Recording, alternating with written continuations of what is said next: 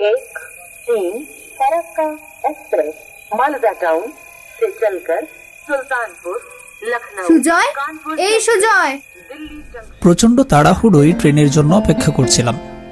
এমন সময় স্টেশনে দাঁড়িয়ে কারোর মুখে নিজের নাম শুনে খানিকটা চমকে উঠলাম। আরে এই সুজয়, এত করে ডাকছে শুনতে পাচ্ছিস না? একটা মেয়েলি কণ্ঠ শুনে ঘাড় ঘুরিয়ে পাশে থাকাতেই দেখলাম কামিনী। কামিনী আমার কলেজ লাইফের বান্ধবী। আগে বেশ ভালোই কথাবার্তা হতো, কিন্তু বেশ কদিন হলো কামিনীর সাথে কোনো যোগাযোগ হয়নি। আরে কামিনী যে, কি খবর? হঠাৎ এখানে? আমার কথা বাদ দে তো, আগে তুই তোর খবর বল।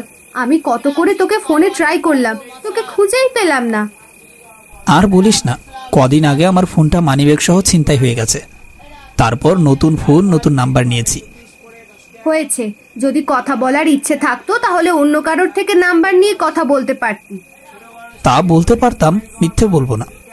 আমার কাজেরও এই কদিন বেশ প্রেশার ছিল। তুই কাজ কাজ করেই যত সব। এখন বল, কোথায় যাচ্ছিস? এই তো কাজের জন্য আজকেও আমতলা যেতে হচ্ছে। কিন্তু তুই এখানে কেন সেটা তো বললি না। আমি আমার বিয়ের জন্য কেনাকাটা করতে এসেছি। বিয়ের জন্য কেনাকাটা? তার মানে তোর বিয়ে ঠিক হয়ে গেছে নাকি? বলতে পারিস হয়ে গেছে, তোকে তো আর জানাতে পারিনি। তা বেশ বেশ। ছেলে কি করে? আমাদের এলাকাতেই বেশ ভালো একটা নামি দামি কোম্পানিতে চাকরি করে। যাক, অবশেষে তোরও বিয়েটা হয়ে গেল। আগে আমার বিয়েটা হতে দে, তারপর তোর ব্যবস্থা করছি। তা তুই এখানে একাই এসেছিস? সাথে আর কেউ আসেনি? একা কিভাবে আসবো বল? সাথে বাবা এসেছে। বাবা ছাড়া আমার আর আছেই বা কে? তা কাকু কোথায় গেছে?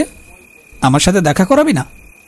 এখন দেখা করানোর সময় নেই রে, বাবা টাকা তুলতে গেছে। বিয়ের দিন আমার বাড়িতে গিয়ে একসাথে কথা বলে নিস। কি বলিস, বিয়েতেও যেতে হবে? অবশ্যই যেতে হবে, কাকিমাকেও সাথে নিয়ে আসিস। আর হ্যাঁ, অবিনাশকে বলেছি তুই অবিনাশের সাথে চলে আসিস। মা যেতে পারবে কিনা জানি না, তুই না হয় একবার গিয়ে মার সাথে দেখা করে আয়। না রে, এখন যেতে পারবো না। তুই কাকিমাকে বলে দিস আমার কথা। বুঝিস তো, সব একা হাতে সামলাতে হচ্ছে। আচ্ছা বেশ, আমি মাকে বলে দেবো। আজ তাহলে আসি, তুই অবিনাশের সাথে একটু যোগাযোগ করে নিস। কামিনী আমাকে বিদায় জানিয়ে চলে গেল।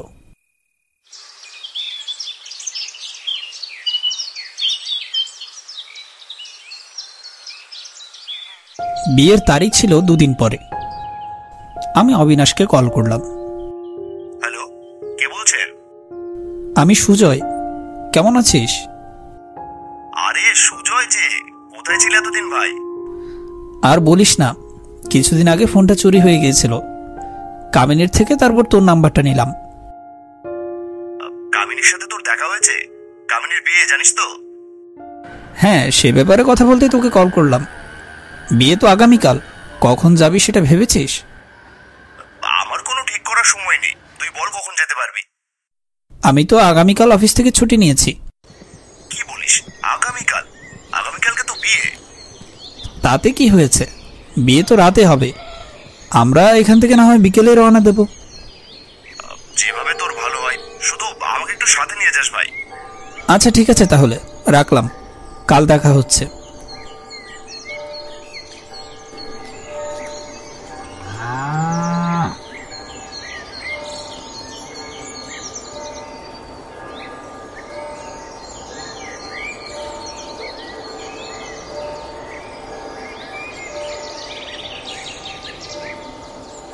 আমরা দুজনে মিলিত হলাম স্টেশনে। এই কদিনে অবিনাশ কেমন যেন বদলে গেছে। আগের সেই পেন্সিলের মতো চেহারাটা কেমন যেন ফুলে গিয়ে কলা গাছ হয়ে গেছে। কি রে, এভাবে কি দেখছিস? বহুদিন পর তোকে দেখছি তো, তাই একটু অবাক হচ্ছি। আর বলিস না ভাই, কিভাবে যেন মোটা হয়ে গেলাম। যে দেখে সে আমার দিকে তাকিয়ে থাকে। ভাবিস না তোকে নিয়ে সবাই হাসি তামসা করে, বরং তোকে নিয়ে সবাই আফসোস করে। হয়েছে, আর এসব না বললেই নয়। আমার মতো মোটা হলে বুঝদি উঠতে বসতে কিরকম সমস্যা হয়। আমাদের কথার মাঝেই স্টেশনে ট্রেন এসে থামলো। দুজনেই উঠে পড়লাম ট্রেনে। আমার হাতে একটা ব্যাগ, তাতে এক গাদা বই। অবিনাশ বলল, কিরে, তোর হাতেটা কিসের ব্যাগ? যাচ্ছি তো আমরা শুধু এক রাতের জন্য। এটার মধ্যে কিছু বইপত্র আছে। জানিস তো, আমার বই পড়া ছাড়া একদমই ভালো লাগে না। ভাই, একটা দিনের জন্য তোর বই খাতা সাথে নেওয়া লাগবে? কি আর করবো বল, তাছাড়া একটু আধটু লেখালেখিও করি তো। একটা লেখা শুরু করেছি, সেটা কমপ্লিট করতে হবে। ওর সাথে যাওয়াই দেখছি এখন আমার ভুল হয়ে গেছে। তুই শুধু বই পড়বি আর আমি বসে বসে তোর বই পড়া দেখবো। আচ্ছা বেশ, ওখানে যে সময়টা থাকবো আমি বই খাতা কিছুই বের করব না। এবার ঠিক আছে তো? অবিনাশ কোনো উত্তর দিল না, একরকম মুখ ভেঙচি দিয়ে অন্যদিকে তাকিয়ে রইল। এটা অবিনাশের ছোটবেলাকার একটা অভ্যেস।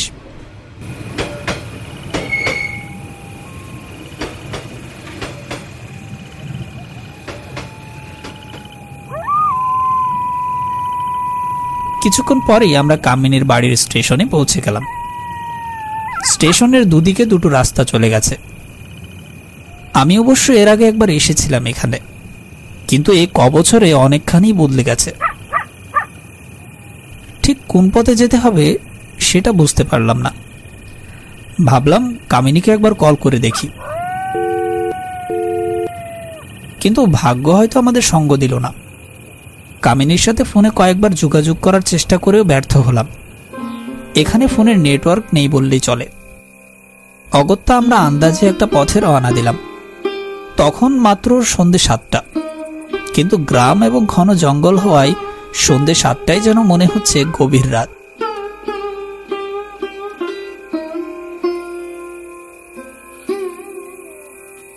কিরে, এই রাস্তায় এসে আমাদের ভুল হয়ে গেল নাকি? এত ভয়ানক রাস্তা আগে কখনো দেখিনি আমি। কি জানি, বুঝতেও তো পারছি না কোন রাস্তায় এসেছি। চল শেষ পর্যন্ত না হয় গিয়েই দেখি। কিন্তু ভয়ে আমার এক পাও চলছে না। তুই হাঁটছিস কি করে? কিছুই করার নেই, হাঁটতে তো হবেই। তাছাড়া এরকম ভূত প্রেত এখানে পাবি না। তুই এত অবিশ্বাস করিস না তো, এরকম জায়গাতে ভূত প্রেতের বসবাস বেশি থাকে। দুজনে হাঁটতে হাঁটতে পৌঁছে গেলাম রাস্তার একদম শেষ মাথায়।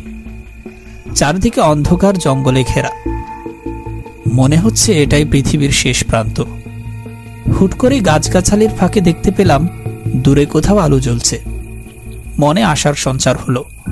বললাম, এই অবিনাশ, দেখ দূরে কতগুলো আলো জ্বলছে, তার মানে ওটাই হয়তো বিয়ে বাড়ি। তুই পাগল নাকি? এই ঘন জঙ্গলের মধ্যে কামিনীর বাড়ি হবে কি করে? তা তো জানি না, কিন্তু তুই ভালোভাবে দেখ, ওটাই বিয়ে বাড়ি। তাহলে আমরা ঠিক পথে এসেছি, কি বলিস? একদম ঠিক। এখন শুধু আমাদের ওই বিয়ে বাড়ির দিকে যেতে হবে। আমি আর অবিনাশ কথা না বাড়িয়ে বিয়ে বাড়ির দিকে এগিয়ে গেলাম। কিন্তু যতই এগুচ্ছি ততই মনে হচ্ছে পিছিয়ে যাচ্ছি।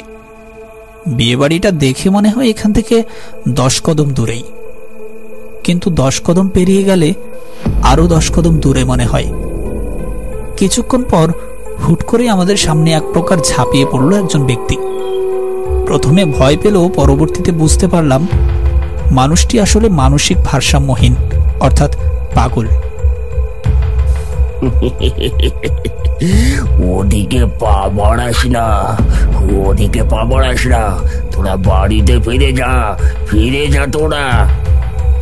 আমরা দুজনই এক প্রকার হক চকিয়ে গেলাম। অবিনাশ আমার দিকে তাকিয়ে বলল, কি রে, এই লোকটা কি বলছে? যেতে বারণ করছে কেন?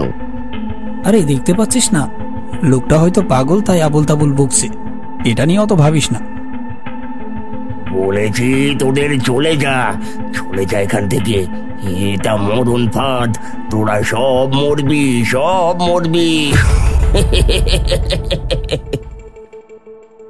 লোকটা হাসতে হাসতে অন্ধকারে মিলিয়ে গেল। আমরা যেন কয়েক মুহূর্ত দাঁড়িয়ে সিদ্ধান্তহীনতায় ভুগছিলাম। আসলে লোকটার কথা শোনা উচিত হবে কিনা বুঝতে পারছিলাম না। পরবর্তীতে পাগলের প্রলাপ ভেবে তার কথাকে একপাশে ফেলে দিয়ে আমি আর অবিনাশ বিয়ে বাড়ির উদ্দেশ্যে এগিয়ে গেলাম। অবশেষে আমরা দুজনে ক্লান্ত হয়ে বিয়ে বাড়িতে পৌঁছলাম, কিন্তু কোথাও কোনো চেনা পরিচিত মানুষজনকে দেখতে পেলাম না। ভাই, আমার না প্রচন্ড ক্ষুধা পেয়েছে। সেই দুপুরে খেয়েছি, তারপর এক ফোঁটা পানিও মুখে নিইনি। তাহলে এখন কি করবি? চল আগে খেয়ে নি, তারপর নয় কামিনীর সাথে দেখা করব। আচ্ছা চল, তাহলে তাই হবে। আমরা দুজনে খাবার কথা ভাবতেই একজন ভদ্রলোক আমাদের দিকে ওয়েলকাম ড্রিঙ্কস নিয়ে এগিয়ে এলো। বলল, এই যে শুনুন, এই নিন, এটা খেয়ে নিন। আর যদি কোনো প্রয়োজন হয় আমাকে ডাকবেন। আমি আর অবিনাশ ওয়েলকাম ড্রিঙ্কস হাতে নিয়ে খাওয়া শুরু করলাম। ড্রিঙ্কসের রংটা কেমন অদ্ভুত লাল টকটকে, বিদঘুটে একটা গন্ধ নাকে এসে ঠেকল। আমার আর খাওয়ার রুচি হলো না। ড্রিঙ্কসটা এক পাশে রেখে দিলাম আমি। আমার দেখা দেখি অবিনাশও একই কাজ করল। আমি আর অবিনাশ মিলে খাবার টেবিলের দিকে এগিয়ে গেলাম। আশেপাশের মানুষজন আমাদের দিকে অদ্ভুত দৃষ্টিতে তাকিয়ে আছে। কেউ কেউ রাগী দৃষ্টিতেও তাকিয়ে আছে আমাদের দিকে। দেখে মনে হচ্ছে তাদের বিয়ের অনুষ্ঠানে আমরা নেমন্তন্ন ছাড়াই চলে এসেছি। কি রে অবিনাশ, সবাই আমাদের দিকে এভাবে তাকিয়ে আছে কেন বলতো? আমিও ঠিক বুঝতে পারছি না। অনেকক্ষণ ধরেই তোকে বলবো বলবো ভাবছিলাম, কিন্তু বলা হয়ে ওঠেনি। যাকে যার ইচ্ছে সে তাকিয়ে থাকুক, আমরা আগে খেয়ে নিই, কি বলিস? হ্যাঁ চল।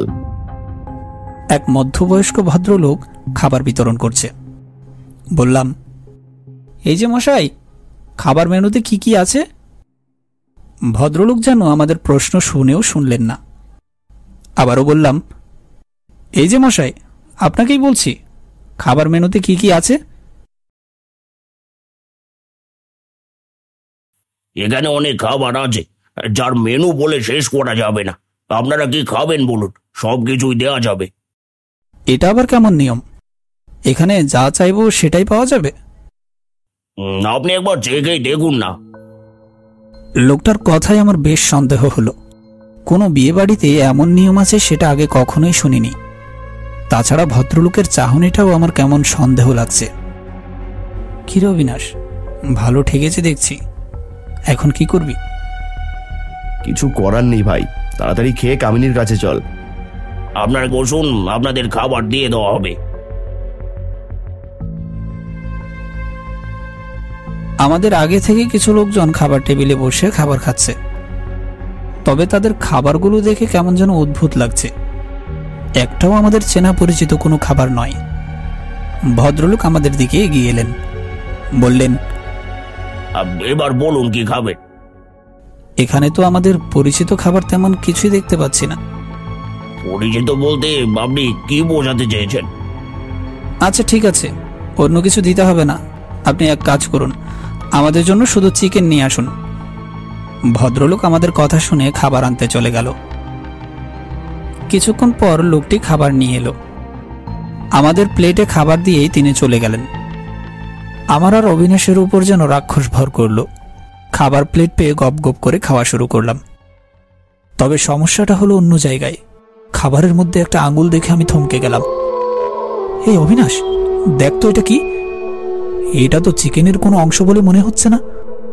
কই দেখি দেখি, আসলেই তো, এটা তো চিকেনের কোনো অংশ মনে হচ্ছে না। দেখে মনে হচ্ছে না তোর এটা কোনো মানুষের আঙুল? একদম ঠিক ধরেছিস তুই, এটা মানুষের আঙুল। তাহলে এতক্ষণ ধরে আমরা কি খাচ্ছিলাম? মানুষের মাংস? আমি আর অবিনাশ চারদিকে একবার ভালোভাবে তাকিয়ে দেখলাম। চারদিকের মানুষজন কোনো সাধারণ খাবার খাচ্ছে না। কারো কারো প্লেটে মানুষের হাড়গোড়, কারো প্লেটে আবার মানুষের আস্ত মাথা। তারা যেন এক অদ্ভুত নেশায় খাবার খেয়ে যাচ্ছে। এবার আমাদের ওই পাগলের কথা মনে পড়ল। বুঝতে পারলাম এটা কোনো সাধারণ বিয়ে বাড়ি নয়।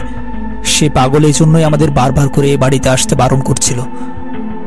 অবিনাশ রে, যত দ্রুত সম্ভব এখান থেকে পালাতে হবে। আমি আর অবিনাশ সিদ্ধান্ত নিলাম এখান থেকে চলে যাওয়ার। সিদ্ধান্ত অনুযায়ী আমরা বিয়ে বাড়ি থেকে বের হওয়ার পথেই সেখানকার সমস্ত লোক আমাদেরকে আটকে দিল।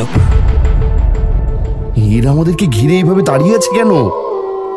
আমিও কিছু বুঝতে পারছি না। এদের ভাবগতি আমার কাছে মোটেও সুবিধের লাগছে না। কেমন রোবটের মতো দাঁড়িয়ে আছে দেখ লোকগুলো।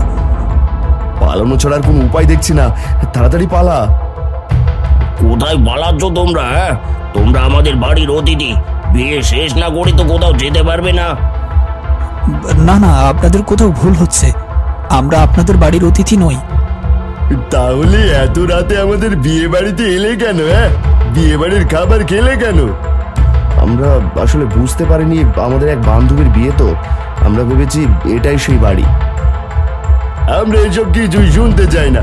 বিয়ে শেষ না অবধি এই বাড়ি থেকে তোমরা কোথাও যেতে পারবে না। আপনারা বুঝতে পারছেন না, আমাদের বান্ধবীর বিয়েতে যাওয়াটা খুব জরুরি। এইসব বাহানা আমাদের শোনার প্রয়োজন নেই। আপনাদের বিয়ে কখন শেষ হবে? আমাদের বিয়ে বাড়ির বিয়ে তো শেষ হয় না, প্রতি রাতেই বিয়ে হয়। এসবের মানে কি? প্রতি রাতে বিয়ে হলে প্রতি রাতেই আমাদের এখানে থাকতে হবে? থাকতে তো হবেই, কারণ তোমাদের যে আমরা আমাদের বাসিন্দা করে নিয়েছি। বাসিন্দা? কিসের বাসিন্দা? আমরা আমাদের কথার কোনো উত্তর পেলাম না।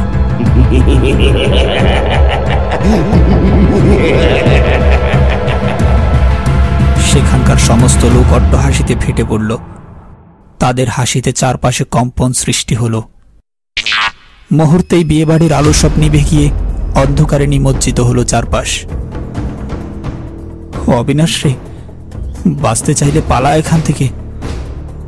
এক ভদ্রলোক আমার দিকে তেড়ে আসতে অবিনাশ এক ধাক্কা দিল লোকটিকে। তারপর আমাকে বলল, দ্রুত পালা সুজয়, আমি এদিকটা দেখছি। আমি সামনেই আছি, তুই দৌড়তে থাক আমার পিছু পিছু। সুজয়, আমাকে ছেড়ে যাস না, যাস না সুজয়, আমাকে এদের হাত থেকে বাঁচা। আমার পা দুটো থমকে গেল। আমার ফিরে যাওয়া উচিত হবে কিনা বুঝতে পারছি না। অবিনাশকে রেখে আমি কোনোভাবেই এখান থেকে যেতে পারবো না। আমি পেছনে ফিরে তাকালাম, তবে পেছনে অন্ধকার ছাড়া কিছুই দেখতে পাচ্ছিলাম না। আমি নিশ্চিত অবিনাশ তাদের হাতে ধরা পড়েছে। এখন আমি যদি ফিরে যাই তাহলে আমিও ধরা পড়ব। মনে পড়ল সে পাগলের কথা। সে যেহেতু এই বাড়ির রহস্য সম্পর্কে জানে, হয়তো এর সমাধানও তার জানা থাকবে। এই ভেবে আমি সেই পাগলকে খুঁজতে লাগলাম।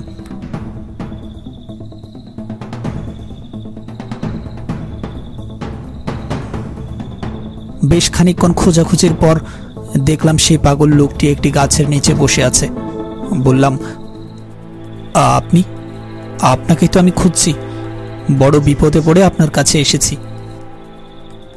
আমি বলেছিলাম তোদের, তোরা শুনলি না আমার কথা।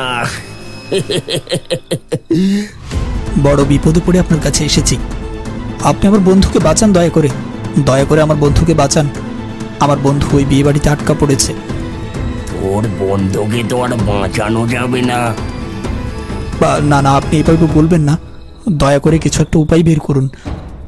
উপায় একটা আছে, তবে আমার সাথে তোকে যেতে হবে। আমি যাব, আপনি যেখানে বলবেন আমি সেখানেই যাব। যা করতে বলবেন করব, শুধু আমার বন্ধুকে বাঁচিয়ে দিন। চল তাহলে।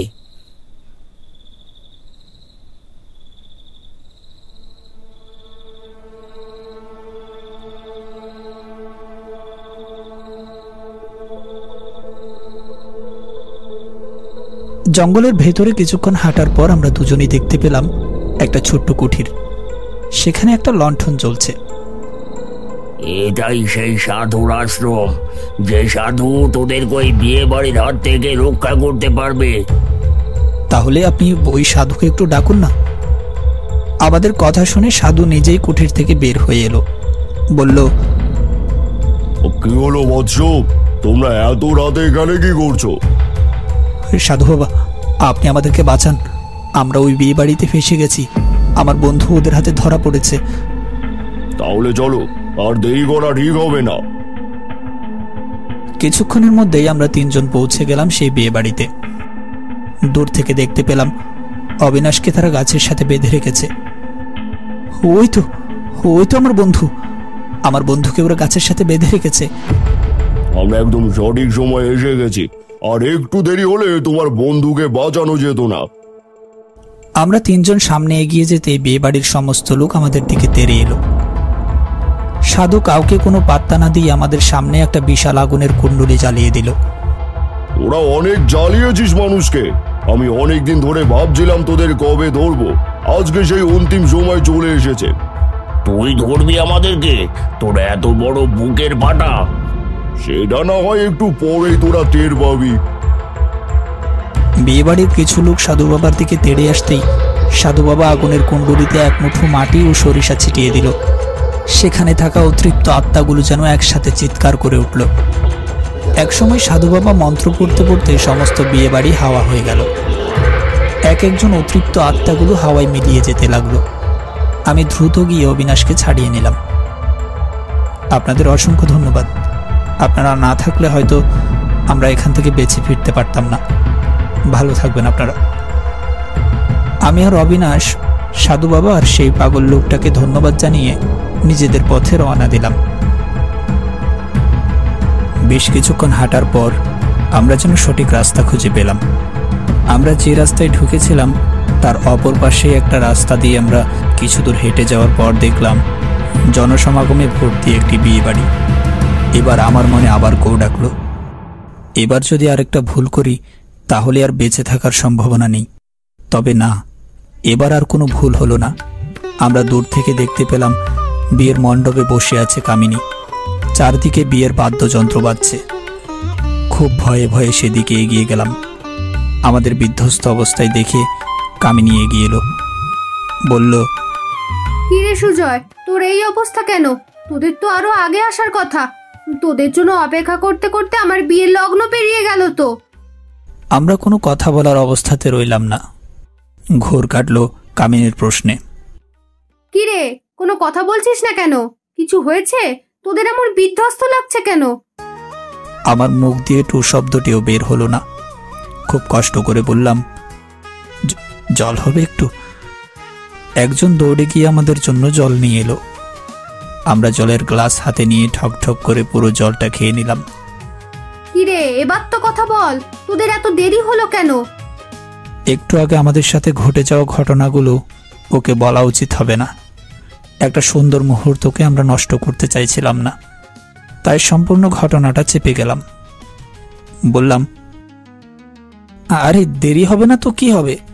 তোদের বাড়িতে তো এর আগে আমরা কখনোই আসিনি। পথ ভুল করেছিলাম তো, এই কারণে একটু দেরি হয়ে গেল। ও আচ্ছা, এই ব্যাপার। এখন আর দেরি করা ঠিক হবে না, চল তোরা।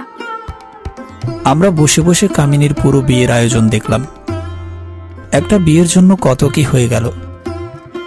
আমরা হয়তো কখনোই জানতে পারবো না সে বিয়ে বাড়ির আসল রহস্য কি। মাঝে মধ্যে মনে হয় সে বিয়ে বাড়ির অতৃপ্ত আত্মাগুলো আমাকে ডাকছে। সে বাড়ির রহস্য আমাদের কাছে হয়তো সারা জীবন ধোঁয়াটে হয়ে থাকবে।